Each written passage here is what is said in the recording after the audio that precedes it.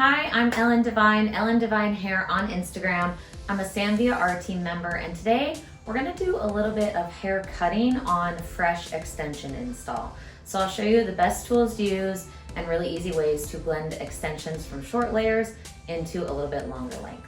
Let's get started. Okay, so this is my beautiful coworker, Sean. We just put a pack, well, we put like 6 packs of Great Lengths hair extensions in. These are K-tips. And Sean's natural hair is, I think, right about here. So you can see it in there. We already cut a few inches off yesterday when we started this process, and we decided we want to maybe take about 2 more inches off, and then we added some more bits to blend out these very short layers at the top into the length. So just gonna share a couple little tips on how to blend extensions, what works for me, and tools that I like to use in the Sanvia brand that really help blend out really well. So we'll start with the length first. Okay, so you can see we have a lot going on here. We added a bunch of new extensions to the top layers, some on the side. So she's got a lot of different lengths happening because we've added some. And we wanna start taking the length up about 2 inches. So we're gonna start using our Artist Series slide cutting shear and a combination of the invisible end shears as well. You wanna make sure that you're not doing a super blunt, crazy harsh line, but I'll show some tips and tricks on how I like to achieve that, and possibly a razor as well. Okay, so we're gonna take the length to about there, starting with our shear. I'm not gonna hold a lot of pressure on it, but I'm gonna just determine a guideline. Now, once I get the guideline in, we'll go through and start to texturize, just to break up any kind of blunt line within the shape. Now I'm using the slide cutting shear because the blades are a bit more rounded. They kind of push the hair. So when they push the hair, it's not gonna give a super harsh edge as it would with possibly like a wet cutting shear or something along those lines. But it's okay to get a little bit of texture at the bottom and just go through and point cut. Some of the layers have already been cut, so it's already not extremely blunt on the bottom. So you can tell where we've already cut some before yesterday. And I'm not gonna lie, we did it really rushed. We were in a time crunch.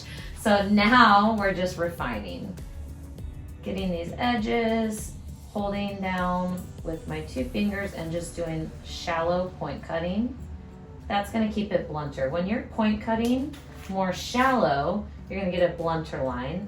Versus obviously if I go in deep, I'll get more texture. So I can do that towards the end, but we'll get a little elevation going first. So moving on to the opposite side. You can see the difference there. Looks much better, Sean. Just gonna comb it. And I don't wanna take a lot of sections because I wanna see the amount of bulk with hair extensions. Now, in general, especially K-tips, I'm a bit newer at them. This is something new that actually, Sean and I, she's a hairdresser as well, my coworker. We took this class in October, and we've really fallen in love with all the methods that they taught us. However, it's really experimenting and eyeballing what works for each person. So I might attack the haircut a little different with different tools for some other people versus what I'm doing for her. Like I said, Sean's hair is really high up, and then she has a lot of really short layers. So we put the extensions extremely high up because she wanted to blend out that heavier line at the crown.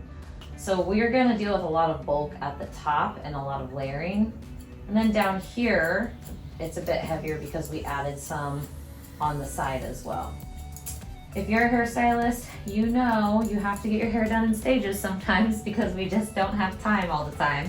So we started them yesterday, finished up today, and we're getting done what we can. So here I will separate a bit. I'm not gonna use clips just because I don't wanna disrupt the K-tips at the base right now.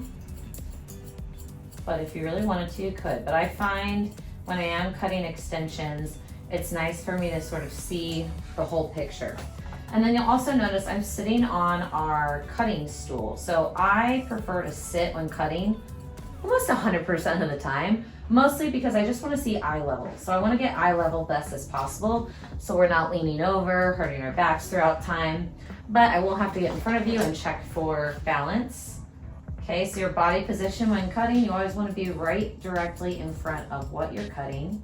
So you can see, I'm sitting off to the side so that the camera has a good view here. Okay, So you can see the harshness of some of these layers that we need to break up. Just doing those shallow point cutting. Now, if you wanted to use a razor right here, you could totally use a razor as well. Any of those tools will work. We're also gonna use, like I said before, the Invisablend texture shears and so forth. So, I feel like the back's looking pretty good. And we will move on to the sides once I finish the back. Because we're gonna do a lot of face framing, I'm just gonna start back first and then move on to the front. Okay, so now we're gonna move on to the layering. I'm still not gonna use clips. What I'll do is just kind of fold the extensions over her shoulders. But now what we wanna assess is really what's going on, how to blend these layers. Like I said, we did cut some already, but we added a lot of new strands in. We also bricklayed some of it. If we did her whole head, we would need like probably 10 bundles of hair. It would be a lot. There's already a lot in there. And in general, you want the hair to breathe a bit. So what we want to do, our goal, is we just want to blend out what we can, because this is all about just blending out her layers as they grow. So we're going to take vertical sections, elevating it straight out, and I'm just going to see where the layer is at the top. I don't need to go as short as that layer, but I do want to just etch down and create like a little soft layer. So nothing choppy, very gentle. That's why these slide cutting shears come in handy so much. As you close the blade, you can see it's just pushing that hair off, so you get a really tapered edge, almost like a blade of grass. It's gonna be a little bit thicker and go to a little bit thinner of a section, which in general is how hair naturally grows out. So it's more of a tapered layer, if you will. We don't wanna see it. We're trying to break up that line. So we'll check for balance there. Now the bottom needs a little bit taken out. So what I'll do now is, as I move through, peel away the top and see how we're just skimming each little K-tip just a bit, just to get some of that edge off. Okay. Making sure not to overlayer. We don't want to do too much. Now we're going to move to the bottom here. You can see her natural hair in there. The bottom's not too bad. What we're going to do is look at the strand and look at where the bulk is. So I'm going to go right in between and just slice away a little bit of bulk. Now I'm not closing this shear all the way. I'm moving with my elbow, so almost like a hinge, and just going back and forth like this and just slightly closing. It's not closing all the way. Okay, so for this section, I'm gonna pause because that feels pretty good to me. And then we'll focus on the bulk on the bottom once I can see the whole picture. So now we're just gonna move along the shape of the head in vertical sections. They're pretty large sections. I'm not taking skinny ones so much because not every section of hair has a K-tip on it, right? We just wanna go with what we see. So same thing here, we're gonna blend this top layer to that first row of K-tip, just gently skimming those layers, and I'm just letting the hair fall as I go down. So you can see that K-tip ends up looking really soft and natural, not heavy. I'm not taking my elevation crazy high either. So if you want, you could bring it up high here if you want to get that bottom layer a bit, but no need for me to cross over the head or anything. I do want to keep some weight to it, but you can already tell we're getting really good movement. We just want these to look as natural as possible. Now, Sean pretty much curls her hair all the time. However, we always want the hair to look good, straight, best as possible.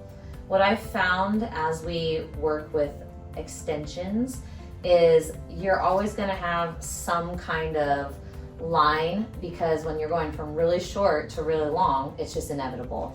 So it's not making it disappear completely, it's making it disappear as much as possible. So if you're just starting with extensions or you've been doing it a long time, you know, but these are just things I've found. Like, I'm not gonna beat myself up over seeing some of her natural hair on top. At some point, we're just gonna have to blend it best we can. But that's looking really nice already. And that's all you're gonna do. You're gonna move down each section and just take it bit by bit. So you're cutting every little K-tip with intention and just skimming that surface, letting that slide cutting shear just peel off the top layers, debulk in between when necessary. And you can already tell the difference of how soft that's gonna lay versus this heavy side. So we're gonna continue with this on the entire back section. We'll go one more section on this side, skip to the opposite, and the goal is to just make it nice, light and airy, and then we'll address the ends and see what those need before we move on to the sides. Okay, so we finished layering and now we're gonna switch to our Invisablend shears and get some of the bulk off the perimeter. We put really condensed K-tips at the nape area, and like I said, we brick-laid the top quite a bit.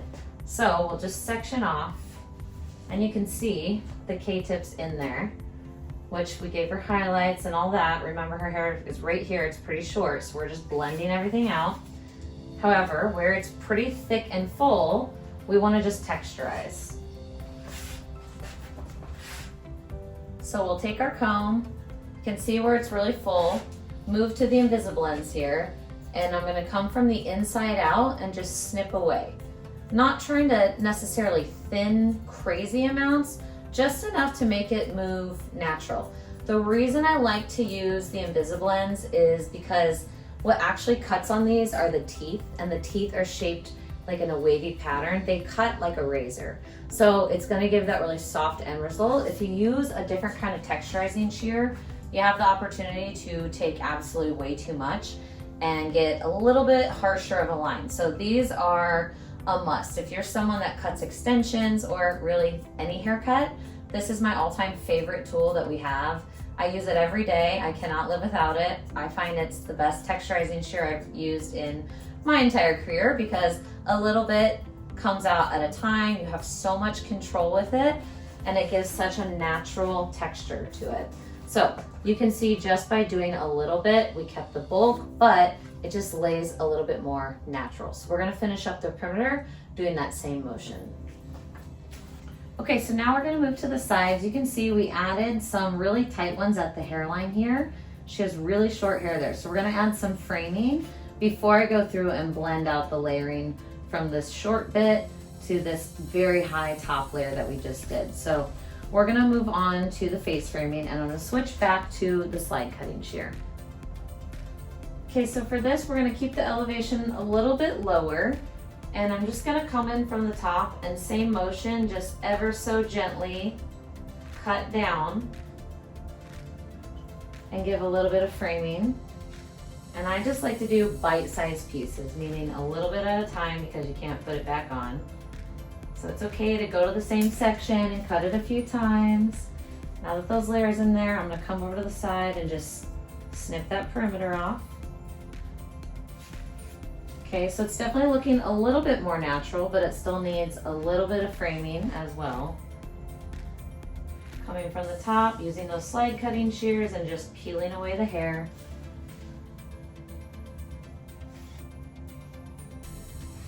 And the thing about cutting extensions I've found is it's all about eyeballing it. Not only that, like we do have a placement method, but we're like, where does she need to blend out pieces? So we even eyeballed some of the placement, which is why you're gonna see some hair that's a little disconnected from the rest because we wanna fill in the hairline. But you can already tell this front is laying much more natural compared to before. So we know she's gonna curl it a lot. We don't wanna go too short, but you're definitely getting a little bit more of a natural flow to it. So we'll do that to the opposite side and then go ahead and layer it. Okay, so we've done the face framing now. The last step to all of this is just blending out this top layer. So as we told you before, her top layer is pretty short. That's really why she wanted extensions. It's right here. We got those really high up. So we're gonna elevate the hair. I've switched to my Invisablends because they're gonna texturize, but take a little bit off at a time and just start peeling the hair away. I'm not being crazy about the sections too much because these are brick-laid pretty intensely throughout, and I really want to control and do a little bit at a time. You could also do that with the slide cutting shear, but it's a blunt shear after all, so it's going to take a little bit more out. So that's my reasoning of choosing the Invisablends at this point, just so I can do two things at once, get the texture, but also cut. If you're looking to actually cut hair with these, you're gonna have to do quite a few snips because they take a minimal amount out, because remember, there's only 23 teeth in this shear. So we're not trying to necessarily take these crazy short. I really just want to blend a bit because that's the whole thing. She doesn't want the top layer so short in her hair. And you just really start to eyeball it. So same thing, these pieces just look a little bit heavy. Length isn't terrible, but does seem heavy to me. So I'm gonna go in the middle part of the hair and just peel a little bit of hair out. And her natural, I already know it's a lot shorter than this, so it's falling out. If you're not sure where your client's natural is, just give it a shake and you'll be able to tell when it falls out. So as it falls out, or you can just kind of push back the hair and just hit the sections that you want for a little bit of movement.